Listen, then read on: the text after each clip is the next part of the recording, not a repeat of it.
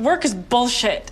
The work is mysterious and important. Severance follows the best of what science fiction does, which is that it imagines a technological possibility and then, seeks out all the ramifications of that. I think that at a base level, we're watching a coming-of-age story about these people who are born inside this corporation. I think that that's at the core of the show, beyond all of the sort of riddles and the sort of little things that people obsess over. It really is a show about people and about this very unusual circumstance that these people find themselves in. What I found really challenging was coming up with a look for these innies that was no time, no place, really minimal. I felt like they were in a diorama and they were almost like, those old figures that go in a dollhouse that it's like the mom has this A-line skirt and the dad has that boxy suit. And in some ways, I felt like they were those dolls in the dollhouse. And I wanted it to be so minimal that they could act that way and go from one of these sets to another. And again, when you look at sometimes architectural models and things, they put people in them sometimes. But if you look at them, the people that are in them, usually they're very minimal.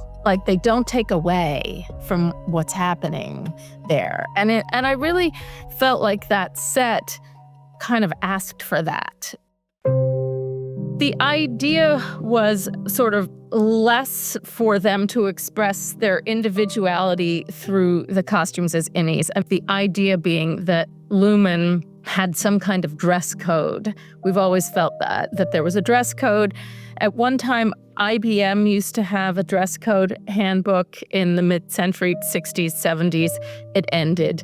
But we went back and looked at some of those things and used them as sort of a jumping off point for what would be allowed on the severed floor. Also looked at sort of cult situations, a little Scientology, and tried to sort of make something down there that would be hard to say what time or place it was. So that was surprisingly challenging. So in terms of their personality, that's all stuff that I feel like it's what they did with what they were given. So a lot of it is in the performance. And, Dylan would wear his tie loose. Even though he was severed, he was still himself. Irving, he was very fastidious. Everything was really put together very tightly. It seemed like we had enough suits down there visually. We did initially in the early fittings, we tried suits on Helly. They sort of made her more mature. Somehow it just wasn't working. We do reference a lot of mid-century, both in the production design and the costumes and the props and everything. We went back and looked at things from the 60s and 70s, and women wore a lot of skirts and dresses at that time. We ended up making everything for her because there really wasn't anything out there that would fit the bill. And once we tried a dress and a skirt and a sweater, it was off to the races. It was like doing a period movie with no period, is how I describe doing Severance. We were going against trend so that it would not be contemporary, really. Nobody really wears a single vent suit anymore. They were a little boxier. When you do these office shows, there's a lot of shirts and ties. So another option we came across was a turtleneck. So when we tried it on Mr. Milchick for the musical dance experience, is kind of when we first started doing the turtlenecks on him, it was just so right for the character that when we got to season 2, we just sort of made that his signature look for the most part.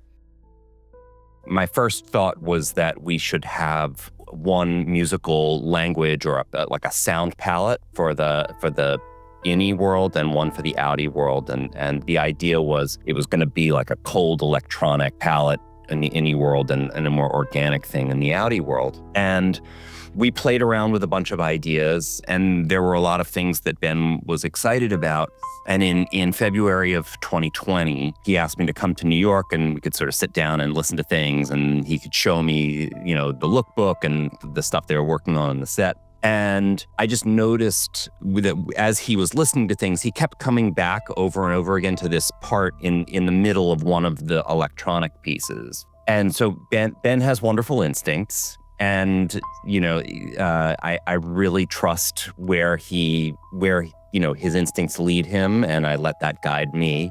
When I got back to Los Angeles, I sat down at the piano and played those 4 chords, and suddenly they had a very different feeling at the piano than they had in a cold and electronic palette. So it just opened up a possibility of what the show could be musically. The 4 chords that the theme's based on are constantly cycling between tension and release. We moved away from creating a distinction between the 2 worlds, and there's really one canvas musically for the whole show. The outside world, I always felt was just more organic, a little more color. You could have more freedom in sort of expressing who these characters really were, especially like Mark. Mark is really quite depressed on the outside. He's really suffering from the loss of his wife. He's a mess. And he's just schlumpy. He's in sweatshirts and old sweaters. And, so it was a really nice contrast between the innie and the outie in his case. And Helly is really interesting because we didn't see very much of her in season 1 as her outie, but in season 2, we see so much more. And she's going to take over Lumon eventually. And as the only child and heir to the whole empire, she and I talked a lot about who she would be on the outside. And she felt very strongly that it should be a very androgynous look. And that since James didn't have a son, that in some way there was pressure on her to be the prince, as what she and I discussed. So we, pantsuits, she's never in skirts. On the inside, she's always in skirts. I mean, unless she's at a gala and she's in a gown and it's appropriate. But just in her general attire, it was fun to be able to go into the pants and the suits in a weird way, which she doesn't wear on the inside. The weekend retreat, when they go with Mr. Milchick to the weekend retreat in the Winter Wonderland. When I read that originally, I was like, oh, okay, maybe I should be reaching out to North Face for some sort of collaboration. And I had this idea about these extreme parkas and, I was like halfway, down the road with all of this. And all of a sudden Ben said, no, I feel like they should be in something from the past. And it evolved into kind of basing it off of the 2 brothers, Keir Egan and his brother, making this sort of spiritual journey that Mr. Milchick, reads to the innies. And that took place sort of in Victorian times or turn of the century. So all of a sudden we were doing these period costumes from another time. Kind of. Again, because all of this is made by Lumon and, something that Mr. Milchick has, put together for this experience. So we ended up looking at paintings, looking at Edwardian things, and that was a huge reversal of what I had initially thought we were doing. Weekend retreat costumes were very challenging. We made all those huge fur coats. We made so many of them. We made the hats, the boots, the cleats, the belt buckles we even made. We had them cast. We had an amazing guy working in the art department who was so incredible and sculpted them for us. Everything is very thought about. The biggest challenge was the beginning of episode 4. And Ben had a very specific tone in mind. And I'd written all of this music, ahead of time for episode 4, because I knew that had to be its own unique sound. And we had all of this cool stuff, and it wasn't wrong. It just wasn't quite what he was looking for. And he wasn't sure what he was looking for. So we were all kind of in the search together. But he wanted this kind of ethereal tone, both in the picture and the music, that was spooky but not straight horror and beautiful. And he had referenced the wonderful film Picnic at Hanging Rock as the type of tone that he was looking for. And eventually he just said one little thing about like a cue that he liked from season 1 that unlocked the whole thing. And what it ultimately ended up being was, a lot of times we write music on the grid, like there's a click and we're sort of playing tightly to the grid.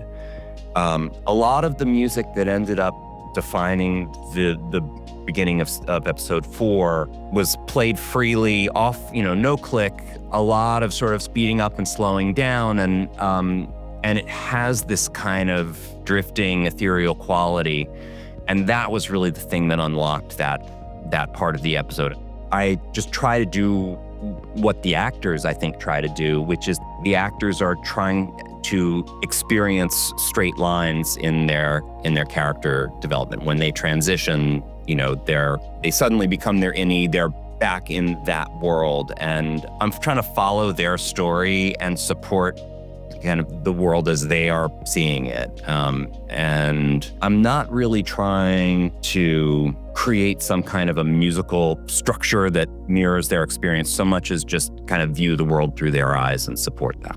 I'm really proud of, there's a new Mark and Helly and Helena sort of triangle theme in season 2 that I really like a lot. And there are 2 places that it occurs in the season that I really love so much. One is in episode 4 when Mark and Helena are having sex in the tent. And it just sort of builds to this frenzy with these very kind of extended non-tonal chords, in the strings. And it's a beautiful piece of filmmaking. There's a shot that Jessica Lee Gagne made of Mark and Helly sort of, it's a wide shot of them lit in the sort of red of the lamp. And it's just kind of extraordinary. And I was really proud of how that music worked over that sequence. I just, I was sitting in my studio thinking, I'm very lucky to be doing this scene.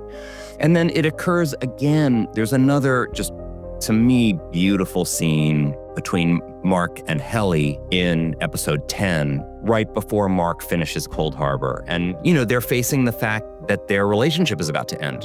And it's a really emotional scene, and the music is both playing the emotion and also playing the tension as we build up to the completion of Cold Harbor. And that's another scene that I'm really proud of the way the music works.